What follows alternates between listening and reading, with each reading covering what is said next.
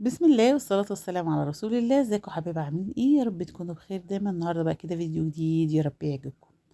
ما تنسوش اللايك والاشتراك في القناة لو مش مشتركين، وتفعيل زر الجرس عشان يوصلكم كل جديد انا بنزله. النهارده بقى كده هنعمل غدا بسيط مع بعض وحلو جدا. فمعايا كده طاسة حطيت فيها معلقة من السمنة البلدي، وهنزل كده بالكبد والقوانص. اول حاجه هنزل بالقوانص كده، بقطعها بالمقص قطع صغيره علشان تستوي برضو الاول، يعني تستوي يعني تاخد وقت وكده.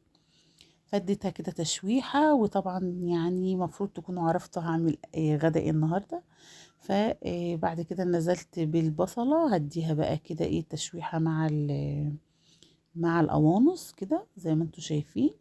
وهحط كده معلقه سكر عشان تكرمل البصله اهي. بس يكون يعني سكر ناعم، يعني مش سكر اللي هو اللي هو البني ده. فهديله كده شوية السكر دول بيكرملوا كده البصلة وبيدوها لون حلو. هدي بقى كده تشويحة، وبعد كده هنزل بالكبد. بعد يعني ما القوانص شربت المية بتاعتها، وهقلبها كده تقلبتين، وبعد كده هنزل بالفريك. طبعا إيه فريك وكبد وقوانص يبقى حمام محشي. فنزلت كده بالفلفل، وبعد كده الملح وقرفة. طبعا الفريك عايز قرفة كده تديها طعم حلو وريحة حلو، وشوية بهارات، ملح وفلفل وقرفة وشوية بهارات. بس كده، وهديها بقى تقليبة، وبعد كده هنزل بالفريك. كنت غسلاه طبعا ومنضفاه من اي بقى زلط او طوب فيه. لازم تاخدي بالك من الحتة دي. نقعته كده ربع ساعة، بصراحة ما كترتش. وبعد كده هنزل بقى بيه كده فوق الكبد والقوانص. الحاجة اللي حطيتها في الاخر ده قرنفل كده مطحون، حطيت كده شوية صغيرين. هدي بقى كده تقليبة، وزي ما انتوا شايفين كده البصل اتكرمل بقى اللون الحلو ده من معلقة السكر اللي احنا حاطينه. هنزل بقى بالفريك. عايزة بقى تنزلي بالرز بيبقى حلو برضو، احنا بنحبه بالفريك وبالرز، بس المرة دي بقى قلت اعمله بالفريك. طبعا الفريك او الرز بتاخدي كده حشو الحمامة الواحدة، قبضة ايدك كده شوية رز او شوية فريك عشان يعني ما تكتريش. فهو كده يعني كل قبضة ايد رز او فريك بحشوة حمامة واحدة. فحطيت كده الفريك زي ما انتوا شايفين، وهو بصراحة الفريك اللي انا حطيته ده اخد الحمام، ما فضلش منه حاجة يعني بالظبط. انت بقى عايزة تزودي علشان بعد كده تسويه وتحطيه تحت الحمام كده تاكلوه، بيبقى حلو برضه. حطيت كده نص مكعب مرق، وحطيت شوية مية كده سخنين، وهغطي عليه يعني هسيبهم يغلي غلوتين، وهغطي عليهم لحد ما يتشربوا، وبعد كده هسيبه يبرد وهحشي بيه الحمام.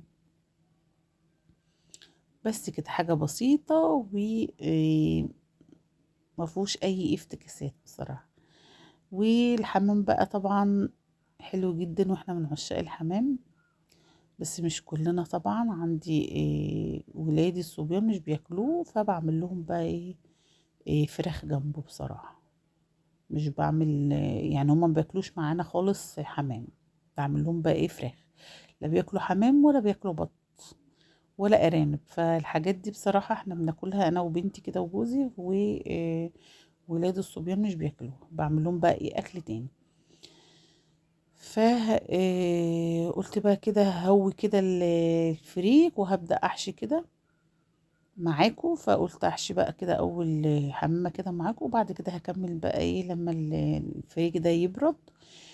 عشان لما بتحشي الفريك او الرز هو سخن، الحمام ما بتحطيه كده في المية يتسلق، بيتفتح منك بصراحة.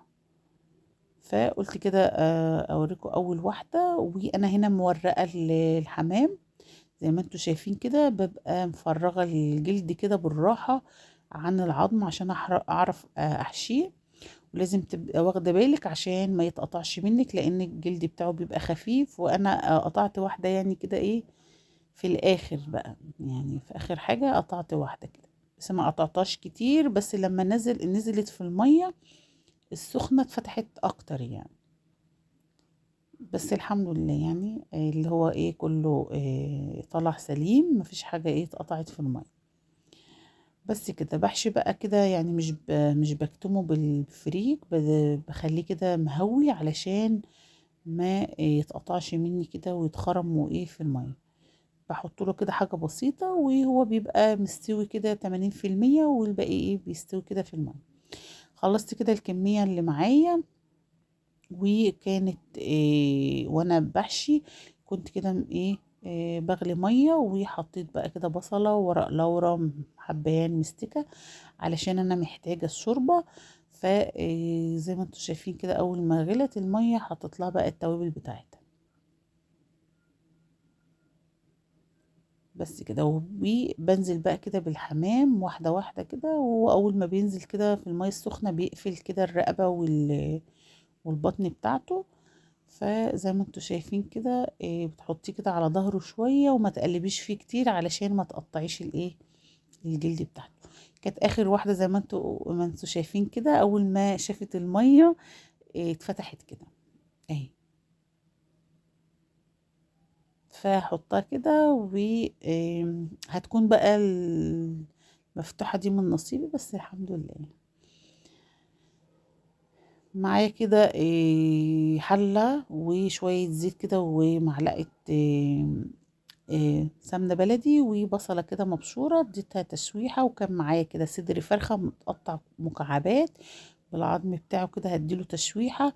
وهعمل للولاد بقى رز اصفر كده بالفراخ. بس مش هعمل، هو رز بسمتي بس مش اصفر يعني، ابني مش بيحب اللون الاصفر ده. فهعمله له رز ابيض عادي، هحط له كده شويه بسله، وهعمله لهم كده رز كده بالفراخ عشان هما زي ما قلت لكم مش بيحبوا الحمام. فحطيت بصله كده شوحتها، وحطيت مكعبات الفراخ زي ما انتم شايفين، اديتها تشويحه وهبدا اتبلها. وهنزل الاول كده بشويه بسله، هديها تشويحه وبعد كده هبهرها وانزل بالرز. بس كده. بصراحة في الأكلات اللي زي الحمام والبط والحاجات دي بختار يعني أي أكلة كده بسيطة أعملها لهم، علشان ببقى أنا تعبانة في الأكل اللي احنا بنعمله بصراحة، حشو بقى حمام أو أي حاجة من ده، فبعمل لهم حاجة بسيطة يعني. لو بعمل بط بقى بحط لهم كده صدر فرخة مع البط يتسلق معاه، وبعد كده بحمره بعيد يعني عنهم، ومش بياخدوا بالهم من الشوربة والكلام ده بصراحة. وهم بيحبوا الصدور ما بيحبوش الوراك. فالصدر بقى بعمله بقى بانيه، بعمله زي ما انتوا شايفين كده، اي حاجة بعملها لهم. المهم حاجة غير الحمام والبط اللي احنا بناكله او الارانب. هم كده الولاد متعبين بصراحة. حطيت كده مكعب مرق وملح وفلفل والتوابل بقى الموجودة عندي، وكنت غاسلة كده كوباية من الرز، نزلت بيها كده على قدهم، ويحط لها المية بتاعتها. وكده كان الغدا بتاعهم جاهز. حمرت لهم جنبها بطاطس وخلاص على كده.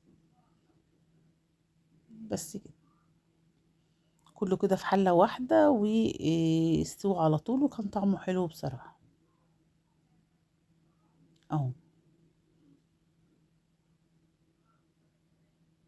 بس كده هسيبه بقى يتشرب. وكان الحمام كده بدأ يخش في سوا. قلت اعمل كمان شوية ملوخية ناشفة جنب الاكل ده اهو. حطيت كده الشوربة، وطبعا زي ما انتوا شايفين الشوربة طالعة حلوة جدا. ف اعمل شوية ملوخية. وكان ابني كمان قال لي اعمل لي شوية شوربة لسان عصفور، عملت له. وكان اكلنا كده خفيف النهاردة، حمام كده محشي فريك وملوخية ناشفة طالعة حلوة جدا. الملوخية دي صعيدي فطعمها جميل جدا. ناكلها بقى كده بعيش ناشف، وناكل بقى الحمام. وطبعا اكلنا طبعا من الرز كمان مع الولاد. كان غدا خفيف كده بسيط سريع، مش سريع قوي بس يعني بسيط وخفيف.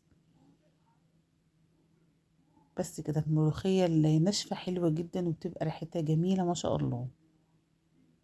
وطالعة خضرة كده وزي اللي هي الخضرة بصراحة، مش يعني تشوفيها تقولي ده خضرة مش ناشفة خالص. ما شاء الله طالعة جميلة وريحتها حلوة جدا. عملت لها بقى الطشة كده بتاعتها وكانت احلى ملوخية بصراحة. حمرت طبعا الحمام في القلاية الهوائية، ما بحبش احمره في الزيت وكده بيطرطش بقى وبيبهدل الدنيا، فبروح حاطه كده في القلاية واديله رشة من الزيت او قطعة من الزبدة، السمنة البلدي قصدي، وبروح محمرة كده في القلاية، بيسهل عليا كل حاجة بصراحة. او كنت حمرت الفراخ بتاعتي الولاد كمان عطيتها كده لون، وادي كمان الحمام عطيته لون، والملوخية زي ما انتوا شايفين كده تحفة، والمخلل، وكنت بحمر بطاطس كمان للولاد. وكان ده غدانا كده حاجة حلوة كده وبسيطة. يا رب النهاردة الفيديو يكون عجبكم، وأشوفكم إن شاء الله في فيديو جديد، والسلام عليكم.